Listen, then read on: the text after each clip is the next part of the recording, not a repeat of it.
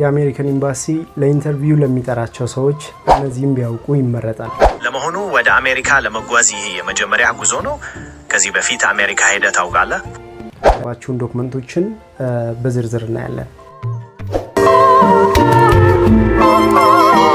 ይሄ የምትመለከቱት ህንጻ ቦሌ አደይ አበባ ስቴዲየም ፊት ለፊት ይገኛል።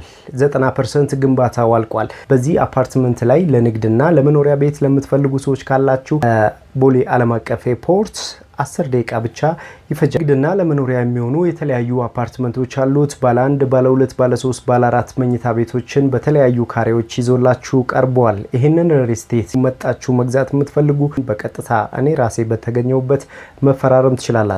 አፓርትመንት መግዛት የምትፈልጉ ሰዎች ካላችሁ በዚህ ስልክ ቁጥር ላይ ደውላችሁ ቀጠሮ ማስያዝ ኑሮም ለስራም አመቺ የሆነበት ስፍራ ላይ ይገኛል። ይሄ አፓርትመንት ማከራየት ገዝታችሁት መስራትም ትችላላችሁ። በዶላር ማከራየትም ይቻላል።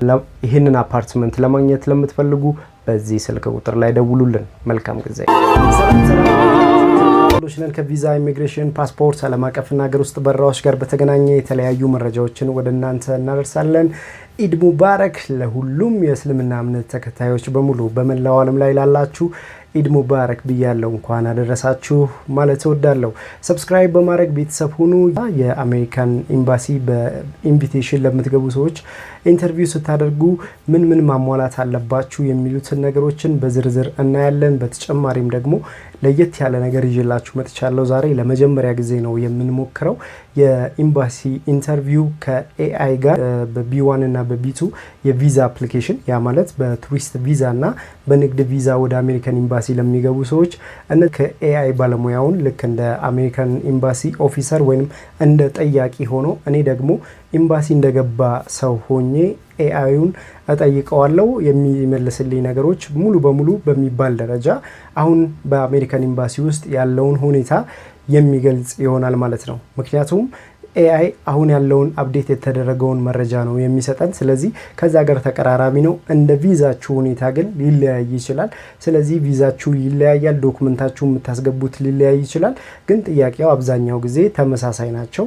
እንደሚታወቀው የአዲስ አበባ የሚገኘው የአሜሪካን ኤምባሲ 14 ጥያቄዎች በዋነኝነት ይጠይቃል። ከዛ ውስጥ ግን የመረጡትን የተወሰኑ ጥያቄዎችን ይጠይቋቸዋል እንደ ቪዛችሁና እንዳላችሁበት ስታተስ ማለት ነው። ስለዚህ በአጠቃላይ በቢ1 በቢ2 የቪዛ አፕሊኬሽን ምን ጥያቄዎች ሊቀርብላችሁ ይችላል? በአሜሪካን ኤምባሲ እዚህ ሆናችሁ ስልጠናውን በቀጥታ መከታተል ትችላላችሁ። እናንተም መዘጋጀት ትችላላችሁ። የሚያስፈልጋችሁን ዶክመንቶችን ደግሞ ማየት ትችላላችሁ ማለት ነው።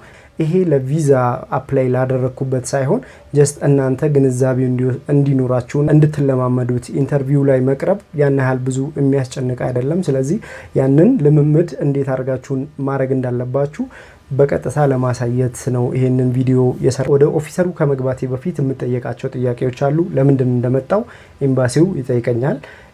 ለኢንተርቪው መሆኑን አሳውቃለሁ። በዛ ሰዓት ላይ ቋንቋ እንግሊዘኛ ቋንቋ ትችላለህ? ምን አይነት ቋንቋ ነው በኢንተርቪው ሰዓት የምታወራው ወይንም ደግሞ የምትመልሰው? በአማርኛ ነው፣ በአፋን ኦሮሞ ነው፣ በትግረኛ ነው? በምን አይነት ቋንቋ ነው የምትመልሰው? በሚችለው ቋንቋ በአስተርጓሚ ወደ ኦፊሰሩ ይቀርባል ማለት ነው።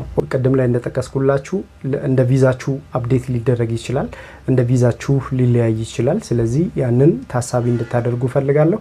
ይሄ እዚህ ላይ የምትሰሙት ነገር በሙሉ እዛ ትጠየቃላችሁ ማለት ላይሆን ይችላል። ጥያቄው ሊለያይ ቢችልባችሁም እንኳን ቢያንስ ወደ 90% ተመሳሳይ የሆነ ጥያቄ ነው የምትጠየቁት። እዚህ ላይ የሚቀርቡት ጥያቄዎች በሙሉ ነው እኔ መለስኩትን አይደለም የምትመልሱት። በነገራችን ላይ እንደ ቪዛችሁ ይለያያል። እንደናንተ ስታተስ ወይንም እንደናንተ ያስገባችሁት ዶክመንት ይለያያል። ስለዚህ እኔ መለስኩትን ቀጥታ ሸምድዳችሁ እዛ ሄዳችሁ መመለስ ሳይሆን ቢያንስ የሂንቱ ይኖራቸዋል ወይንም ደግሞ የተወሰነ የኢንተርቪው ድባቡን ታዩበታላችሁ። ምን አይነት ጥያቄ ሊጠየቅ ይችላል? ነርቨስ እንዳትሆኑ እንዳትጨነቁ ሊያደርጋችሁ ይችላል ማለት ነው። ሰብስክራይብ አድርጉ፣ ላይክ አድርጉ፣ ሼር አድርጉ ለሌሎች የሚደርስ። ምክንያቱም ብዙ ሰዎች ሪጀክት እየተደረጉ ይገኛሉ ኢንተርቪው ላይ ማለት ነው። የተለያዩ ዶክመንቶች ያስገባሉ፣ ሪጀክት ይደረጋሉ። ለምንድነው? ወደ በኋላ ላይ ነግራችኋለሁ። ዋናው ግን ኢንተርቪው ራሳችሁን ማዘጋጀት የምትፈልጉ ሰዎች ካላችሁ ይሄ ቪዲዮ ለእናንተ ነው። ስለዚህ ሰብስክራይብ አድርጉ፣ ላይክ አድርጉ፣ ሼር አድርጉ። ወደ አሜሪካን ኤምባሲ ኢንተርቪው እንገባለን። አሁን እኔ በአዲስ አበባ የአሜሪካ ኤምባሲ ኦፊሰር መሆኔን የመጀመሪያው ጥያቄ ወደ አሜሪካ ለመጓዝ ያደረከው ዋና ዓላማ ምንድነው? ዋና ዓላማ ቤተሰቤን ለማየት ነው። ወደ አሜሪካን ለመጓዝ ያሰብኩት ልጄን ለማየት ነው ወደ አሜሪካን የምሄደው። ቤተሰብህን ለመጠየቅ መሄድህ ጥሩ ነው። እሺ፣ በአሜሪካ ምን ያህል ጊዜ ለመቆየት አቅደሃል? እንዲሁም የጉዞህ ወጪ በምን እንደሚሸፈን ማብራራት ትችላለህ? አሜሪካን የምቆየው አሁን ላይ ወደ 45 ቀን ነው አሜሪካን ለመቆየት ያሰብኩት። ጉዞ ወጪን የሚሸፍነው አንድም በራሴ በኩል ነው፣ ግማሹን ደግሞ አሜሪካን በሚገኘው ቤተሰቤ በኩል ነው፣ በልጄ በኩል ነው የሚሸፈነው። እሺ፣ 45 ቀን ለመቆየትና ወጪውን በራስህና በልጄ ለመሸፈን ማቀድህ ጥሩ ነው። ለመሆነ በኢትዮጵያ የሚጠብቁ ሌሎች የቅርብ ቤተሰቦች ወይም ንብረት አለ? እንዲሁም ወደ አገርህ መመለስህ እርግጠኛ ለመሆን የሚያሳዩ ነገሮች አሉ? ወደ አገሬ ለመመለስ የሚያሳዩ እንዲሁም ደግሞ ንብረት በስሜ ያለ፣ ቤት፣ መኪና በስሜ ያለ፣ ተጨማሪም ደግሞ ትዳር አለኝ፣ ልጆች አሉ። እንዲሁም የመንግስት ስራ ነው የምሰራው። ልጄን አይቼ ወደ ኢትዮጵያ ለመመለስ ምክንያት አለኝ ብዬ አስባለሁ። 45 ቀናት ያክል አብሬ ቆይቼ ጥሩ ጊዜ አሳልፌ ለመመለስ ነው የማስበው ማለት ነው። ይገባኛል። በኢትዮጵያ ያለህ ንብረት፣ ትዳርና ልጆችህ እንዲሁም የመንግስት ስራህ ወደ አገርህ እንድትመለስ በቂ ምክንያቶች ናቸው። አሁን ድጋሚ ማረጋገጥ የምፈልገው በአሜሪካ ለምትቆይበት ጊዜ የሚያስፈልጉህን ወጪዎች እንደሚሸፍኑ የሚያረጋግጥ ማስረጃ ካለ፣ ለምሳሌ የባንክ ስቴትመንት ይዘህ ብትቀርብ ጥሩ ነው። ለቃለ መጠይቁ እነዚህን ይዘህ መቅረብ ትችላለህ? አፕሩቭ የተደረገ የባንክ ስቴትመንቴን ማቅረብ እችላለሁ። ግሩም። የባንክ ስቴትመንትን ይዘህ መቅረብህ ጥሩ ነው። ይህም የገንዘብ ድጋፍ እንዳለህ በግልጽ ያሳያል። ለቃለ መጠይቁ እነዚህን ይዘህ መቅረብ ትችላለህ። ለመሆኑ ወደ አሜሪካ ለመጓዝ ይህ የመጀመሪያ ጉዞ ነው? ከዚህ በፊት አሜሪካ ሄደህ ታውቃለህ? ከዚህ በፊት አሜሪካን ሂጄ አላቅም። ይሄ የመጀመሪያ ነው።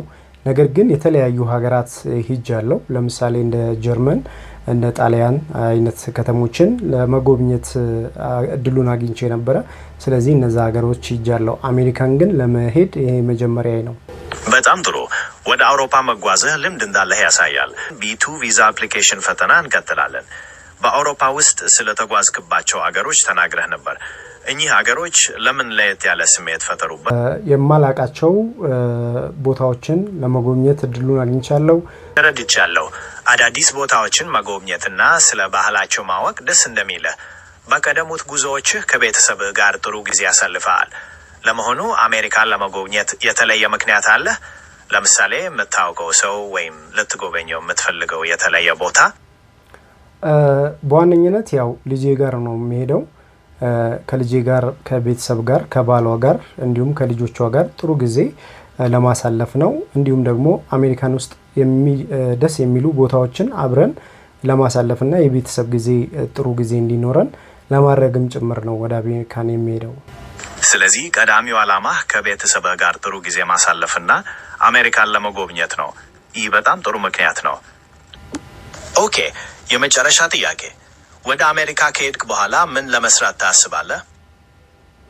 ከቤተሰቤ ጋር ጥሩ ጊዜ አሳልፌ በእነዚህ 45 ቀናቶች ውስጥ ለመመለስ አስባለሁ።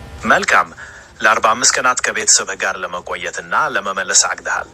እሺ፣ ያቀረብከው መረጃ ተቀባይነት እንዲያገኝ የሚያግዙህ ተጨማሪ ማስረጃዎች ያሉህ ይመስልሃል?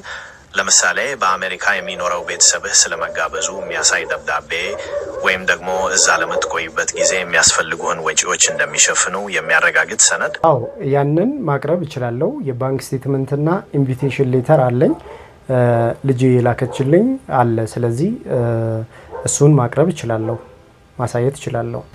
በጣም ጥሩ። የባንክ ስቴትመንትህንና የግብዣ ደብዳቤህን ይዘህ መቅረብህ የገንዘብ ድጋፍና ወደ አገርህ ለመመለስህ እንደገናም ግልጽ ማረጋገጫዎች ናቸው። ሁሉም ጥያቄዎችን በትጋት ስለመለስክ አመሰግናለሁ። በአጠቃላይ መልሶችህ ግልጽና አሳማኝ ነበሩ። ያቀረብካቸው መልሶችና ሰነዶችህ ጠንካራ እንደሆኑ ይሰማኛል። ምክንያቱም ወደ ኢትዮጵያ የምትመለስበትን በቂ ምክንያት አሳይተሃል። ለቃለ መጠይቁ እነዚህን ይዘህ መቅረብህ ጥሩ ነው። እናም ተቀባይነት እንደምታገኝ ተስፋ አደርጋለሁ። መልካም እድል። ፋይናሊ እነዚህን ጥያቄዎችን ይመስላሉ። እንግዲህ ወደ 14 ጥያቄዎች መካከል የተወሰኑ እኔ ባስገባዋቸው ዶክመንቶች ጋር በተገናኘ የተለያዩ ጥያቄዎችን ጠይቀውኛል ማለት ነው።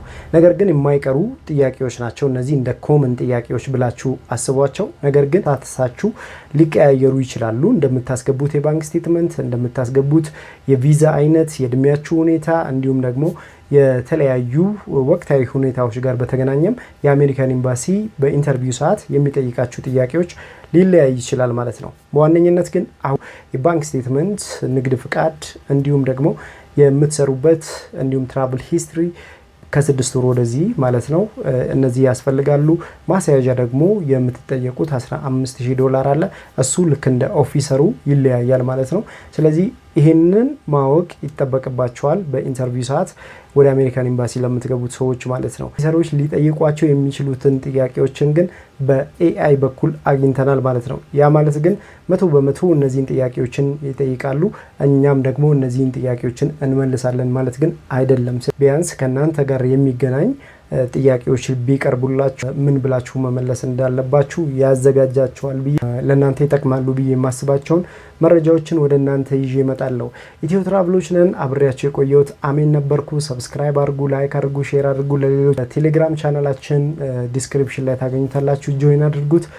በተጨማሪም የፌስቡክ ፔጅ አለን ወደ 35,000 ተከታይ ያለው እሱንም ፎሎ ማድረግ ይችላል። በተጨማሪም በቲክቶክ ላይ ያለን በቲክቶክ ላይ ቀጥታ መጠን የተለያዩ መረጃዎችን እንሰጣቸዋለን። ወደ 25,000 ተከታይ ያለው ኢትዮ ትራቭል የቲክቶክ ፔጅ አለ። እሱንም ፎሎ አድርጉት። የተለያዩ መረጃዎችን በእኛ በኩል ታገኛላችሁ። ኢትዮጵያ ውስጥ ሪል ስቴት መግዛት የምትፈልጉ በዚህ ስልክ ቁጥር ላይ አነጋግሩን። አብራችሁን ስለነበራችሁ አመሰግናለሁ። የተለያዩ መረጃዎችን በቀጣይ ቪዲዮ ይዤላችሁ እመጣለሁ። ሰብስክራይብ አድርጉ፣ ላይክ አድርጉ፣ ሼር አድርጉ። አብራችሁን ስለሆናችሁ እናመሰግናለን። ለመላው የእስልምና እምነት ተከታዮች በሙሉ ኢድ ሙባረክ ብያለሁ። ፔስ